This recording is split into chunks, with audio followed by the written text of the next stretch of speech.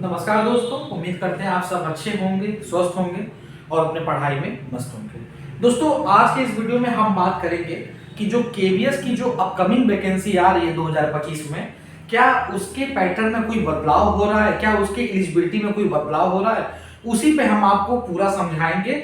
और यकीन मानिए दोस्तों, ये वीडियो आपके लिए बहुत ही इंफॉर्मेटिव होगी। और आपको ये भी बताना चाहते हैं कि केवीएस की जो एलिजिबिलिटी है और जो पैटर्न है, उसमें एक बड़ा बदलाव हमें आने वाली वैकेंसी में देखने को मिलेगा। जैसा कि आप सब जानते हैं कि केवीएस की जो वैकेंसी का जो ट्रेंड रहा है, आप सब जानते हो, चाहे आप 2012 का सिनेरियो ले लीजिए, चाहे आप 2014 का ले लीजिए, चाहे 17 की वैकेंसी ले लीजिए, चाहे 18 की ले लीजिए, चाहे मतलब उसके आगे की वैकेंसी ले लीजिए, सब में एक पैटर्न हमें देखने को मिला है कि पहले आपका जो है रिटेन हुआ है, उसके बाद जो है देन आपका इंटरव्यू हुआ है, यानी कि रिटेन प्लस इंटरव्यू केवीएस की वैकेंसी में हमें देखने को मिलता है। और नो डाउट ये रिटेन और इंटरव्यू का जो क्राइटेरिया है, ये क्राइटेरिया शुरू से केवीएस में चलते आ रहा है। लेकिन अगर इस बात से इनकार नहीं किया जा सकता है कि इंटरव्यू के दौरान बहुत सारे डिजर्विंग जो कैंडिडेट होते हैं, उनको भी बाहर का रास्ता दिखा दिया जाता है और ऐसे कैंडिडेट जो डिजर्व नहीं करते हैं, वो भी जो है अपनी जगह बना लेते हैं। पहले ये धांधली अगर बोला जाए तो ठीक ठाक होती थी, मतलब ठीक ठाक होने का मतलब कि एक हिसाब में होती थी। अब क्या है कि इधर जो 2-4 सालों से जो हम देख रहे हैं, एक बड़े पैमाने पे धांधली देखने को मिल रही है और ऐसे ऐसे बच्चे बाहर हो जा रहे हैं कि जिनसे हम उम्मीद नहीं कर सकते थे कि वो कट ऑफ के बहुत ऊपर है। बाद में इंटरव्यू में आते आते मालूम चला कि उनको बाहर का रास्ता दिखा दिया गया। ये पैटर्न रहता है और इस पैटर्न में आपको मालूम है कि रिटेन यानी कि थ्योरी का जो है पहले 70% लिया जाता था और इंटरव्यू का कितना लिया जाता था, 30% लिया जाता था। लेकिन जो अभी 2023 में जो वैकेंसी जो पूरी हुई है केवीएस की, उसमें एक बड़ा बदलाव हुआ था। बड़ा बदलाव ये हुआ था कि रिटेन का इन्होंने 85% कर दिया था और थ्योरी का इन्होंने 15% कर दिया था। लेकिन इस बदलाव का तब भी कोई असर नहीं हुआ। असर नहीं होने का मतलब इन द सेंस कि 15% में भी उतनी ही बेईमानी हुई जितनी 30% में पहले होती थी। मतलब जो मनमानी तरीके से काम करते थे, वही मनमाने तरीके से फिर इन्होंने काम को अंजाम दिया। ठीक है, समझ गए? यानी कि जो टोटल जो बनता है वो आपका 85 और 15 मिला के बनता है। 15 किसका हो गया इंटरव्यू का, 85 किसका हो गया थ्योरी का हो गया। तो ये तो एक तरफ की बात हो गई कि एक तरफ ये इंटरव्यू का पैटर्न केवीएस में चलता है। अब हम थोड़ा सा दूसरे पहलू पर विचार करते हैं। दूसरे पहलू पे अगर हम आपको बताना चाहेंगे कि जो राज्य सरकार में जो भर्तियां जो चल रही हैं, जो राज्य सरकार में जो भर्तियां जो चल रही हैं, उसमें हमें क्या देखने को मिल रहा है? उसमें हमें ये देखने को मिल रहा है कि उसमें इंटरव्यू का जो सिस्टम था उसको हटा दिया गया। मोदी गवर्नमेंट जब बैठी तो उन्होंने सी क्लास और बी क्लास की जितनी नौकरियां हैं, लगभग में सब में से इंटरव्यू को उन्होंने हटा दिया। लेकिन केवीएस एक ऐसी संस्था है कि जहां पर ये चीजें अभी भी चल रही हैं, अभी भी चल रही हैं। और इसमें क्या है कि बड़े लेवल पे करप्शन हो ही जा रहा है, जिसको हम और आप झुटला नहीं सकते हैं, रोक नहीं पा रहे हैं। अब क्या है कि केवीएस में एक बदलाव ये होने जा रहा है, मतलब जो बातें निकल के सामने आ रही है, सामने बातें ये आ रही है कि इंटरव्यू को ये हटा देंगे, इंटरव्यू को ये हटा देंगे। इंटरव्यू पूरी तरह से क्या होगा, एक खत्म करने के पक्ष में है, खत्म करने के पक्ष में है। क्यों करने के पक्ष में है? मैंने आपको बता दिया कि 85-15 का जो खेल है या जो 70-30 का खेल है, सब में क्या हो रहा है कि सब में जो है बंडरबाट हो जा रहा है। बंडरबाट का मतलब कि जो डिजर्विंग कैंडिडेट है वो आउट हो गया, जो नॉन डिजर्विंग कैंडिडेट है वो डिजर्व हो गया। तो अब इसमें यह है कि इसको हटा रहे हैं किस बेसिस पे हटा रहे हैं कि जितने राज्य सरकार हैं उन्होंने ऑलरेडी ये काम कर चुका है। केंद्रीय विद्यालय संगठन और नवोदय विद्यालय समिति ने ऐसे अपने ये कह सकते हैं कि अपने पैटर्न में कोई बदलाव नहीं किया है। लेकिन अब जो है, जो नया मतलब जो मंजूरी मिल रही है कैबिनेट से, जो वैकेंसी जो आपकी पास होगी, शायद उसमें आपको इंटरव्यू ये नहीं दिखाई देगा। राज्य सरकार में पहले से हो गया है कि इंटरव्यू को हटा दिया गया है। मतलब क्या है कि अगर आप रिटेन दे रहे हो, रिटेन के बाद आप जो है पहला रिटेन दिए, मान लो पीजीटी का आप दे रहे हो, पहला रिटेन दिए, उसका बाद आप फाइनल मतलब जो है आप एक और रिटर्न दिए, फिर आपका जो है मेरिट बन गई, ऊपर से मेरिट बन गई, जिसमें पहला पेपर दिया प्री वाला, उसमें उसके आधार पे आप चयन होकर दूसरे वाले में गए, दूसरा जो आपने पेपर दिया उसके आधार पे पूरी मेरिट बन गई, फिर आपका वहां पे चयन हो गया। तो इससे क्या होगा कि इससे वैकेंसी में ट्रांसपेरेंसी आ गई, एक पारदर्शिता आ गई कि इसमें किसी तरह का लोचा नहीं है कि भाई किसके हाथ में जो है सरकार है, या कौन आपसे इंटरव्यू कैसा ले रहा है, कैसा जा रहा है, या कैसा इफेक्ट पड़ रहा है। ठीक है, तो एक ये मतलब विचार यहाँ पे बन रहा है कि इंटरव्यू को हटा दिया जाए। अब इंटरव्यू हट जाएगा तो उसमें आएगा क्या, उसमें आएगा आपका एक प्री का पेपर आएगा, एक प्री का पेपर आएगा और एक मेन का पेपर आएगा, मेंस का पेपर आएगा। ठीक है, और ये जो प्री और जो मेंस का पेपर होगा, ये पेपर आपको संभवतः जहां तक संभावना है केवल आपको पीजीटी और टीजीटी के लेवल में आपको ये देखने को मिलेगा। पीजीटी और टीजीटी का जो एग्जाम होगा केवी का, उसमें हमें प्री और मेन दिखाई देंगे। प्री में क्या होगा कि जो पैटर्न पे आप एग्जाम देके आए हो केवी का, उसी पैटर्न पे प्री का एग्जाम होगा, यानी कि पहले आप उन 150 क्वेश्चंस को आप लगाओगे जिसमें कि सारे इंक्लूडिंग रहेंगे। जब वो लगा लोगे तो उसके बाद एक मेरिट बनेगी, मेरिट के अकॉर्डिंग फिर उतने गुना बच्चों को बुलाया जाएगा। कहां बुलाया जाएगा, मेन में बुलाया जाएगा। मेन का पेपर कैसा होगा, मेन का जो पेपर है, जहां तक चांस है आपके सब्जेक्ट का डिस्क्रिप्टिव पेपर होगा, आपके सब्जेक्ट का, आपके नॉलेज का डिस्क्रिप्टिव पेपर होगा। यानी कि जैसे मान लो कि आपका सब्जेक्ट हिंदी है, इंग्लिश है, बायोलॉजी है, तो उसका आप डिस्क्रिप्टिव पेपर दोगे। और ये जो मतलब सिस्टम है, ऐसा मैं नहीं कर रहा हूं, बहुत से ऐसे राज्य हैं जहां पे ये सिस्टम आपको देखने को मिल रहा है, वहां पे चल रहा है, तो ये इस पे विचार चल रहा है। तो इसका भी ये तय नहीं है कि मेन में डिस्क्रिप्टिव बनाएंगे कि ऑब्जेक्टिव बनाएंगे, लेकिन जहां तक चांस है कि वो अपने हिसाब से कुछ उसमें जो क्वेश्चन होंगे आपके ऑब्जेक्टिव होंगे और कुछ उसमें जो होंगे डिस्क्रिप्टिव होंगे। मतलब एक ये ऐसा पूरा फाइल बना हुआ है और उसमें इन सारे बातों को जो है रखा जाएगा, उस पर विचार विमर्श बनेगा, फिर ये पास होगा, फिर आपकी वैकेंसी रिलीज होगी। तो ये यहाँ पे एक सबसे बड़ी जो बात चल रही है, इसको हटा दिया जाए। ठीक, दूसरी बात क्या सामने आ रही है, दूसरा आपको मैं बताना चाहूंगा कि दूसरी बात जो सामने आ रही है, जैसे कि आपने देखा होगा केंद्रीय विद्यालय की वैकेंसी में एक सबसे बड़ा जो लोचा होता है वो होता है 50% एलिजिबिलिटी।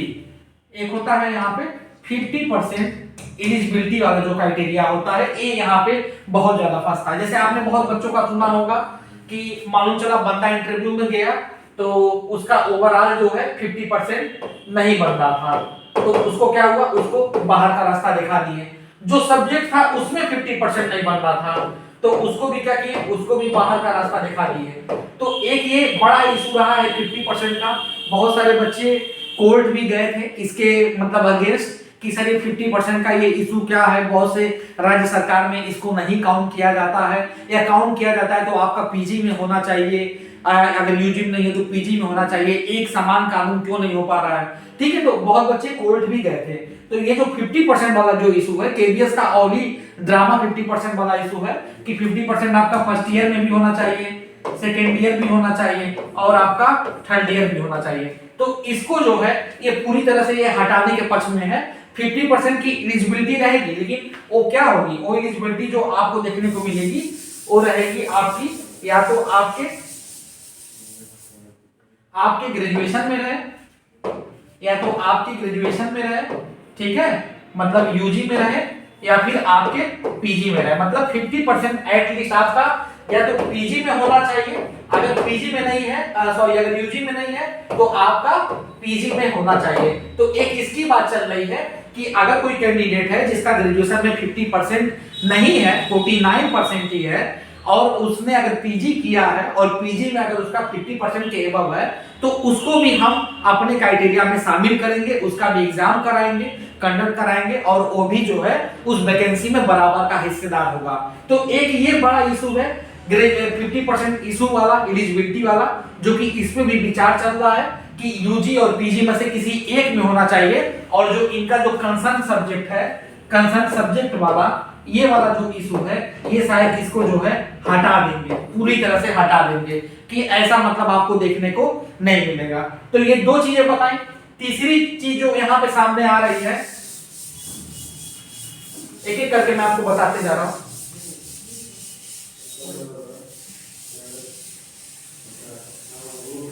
तीसरी चीज जो सामने आ रही है आपकी, तीसरी चीज सामने ये आ रही है कि बहुत से ऐसे सब्जेक्ट है जिनमें कह सकते हैं कि विषय का विवाद रहता है हमेशा, मतलब उस एलिजिबिलिटी को लेकर कोई ना कोई विवाद रहता है। मैंने अभी रिसेंट में एक वीडियो बनाई थी और आपको बताया था कि क्या एलिजिबल होगा क्या नहीं होगा, किसको बाहर कर देंगे।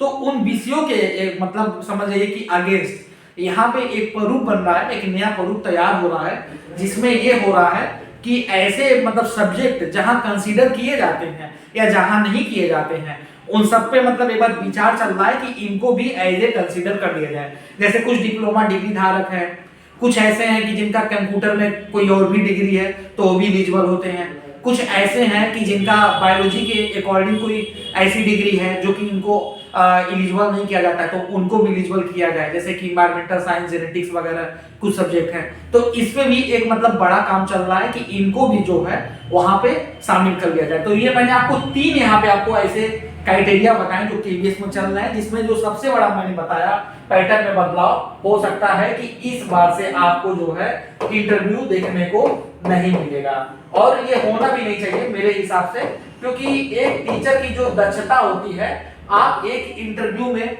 नहीं तय कर सकते हैं। और ऐसे हमारे बहुत से कैंडिडेट ऐसे जो डिजर्विंग थे, जो 23 की वैकेंसी में गए और जाने के बाद उन्हें बाहर का रास्ता देखना पड़ गया। ऐसा नहीं कि वो सक्षम नहीं है पढ़ाने में, वो बहुत सक्षम है पढ़ाने में। उनके साथ दिक्कत क्या घटी? दिक्कत ये घटी कि इंटरव्यू में उनका थोड़ा सा परफॉर्मेंस खराब चल गया या स्पीकिंग में थोड़ा सा परफॉर्मेंस खराब चल गया, तो उस बेसिस पे उनको इंटरव्यू में सबसे लोअर नंबर दे दिया गया।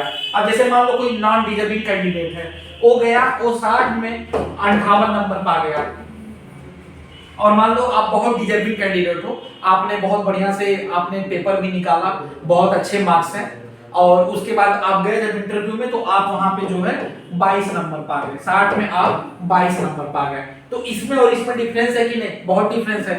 तो ये जो मतलब बातें चल रही हैं, ये ऐसा नहीं कि मैं अपने पास से बता रहा हूं, ये बातें आयोग में चल रही है, शिक्षा विभाग जो है इस पे विचार कर रहा है, इसका प्रारूप तैयार हो चुका है। एक जल्दी एक कैबिनेट की बैठक होगी, उस कैबिनेट की बैठक में इस सारे मामलों को जो है सॉर्ट आउट कर लिया जाएगा। जहां तक चांसेस है 2025 की जो वैकेंसी आ रही है बड़े पैमाने पे, उसमें ये सारे झंझट को हटा दिया जाएगा, क्योंकि तरह तरह के फिर बच्चे कोर्ट केस जाते हैं, कोर्ट में केस करते हैं, विभाग की किरकिरी होती है, विभाग को भी वहां प्रेजेंस होना रहता है, अपनी बात रखनी रहती है, वैकेंसी डिले हो जाती है, बहुत सारे लफड़े आते हैं। इंटरव्यू में भी घूस चलने की बात होती है कि 8 लाख में हुआ, 4 लाख में हुआ, 6 लाख में हुआ, ऐसे ऐसे बात होती है। और थोड़ा ही हो लेकिन होता है।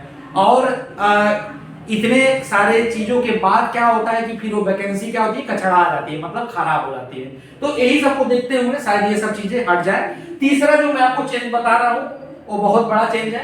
बहुत बड़ा चेंज ये है कि इस बार जो केवीएस की जो वैकेंसी आ रही है, आपका जो पेपर होगा वो ओएमआर पे होगा, ओएमआर बेस्ड होगा।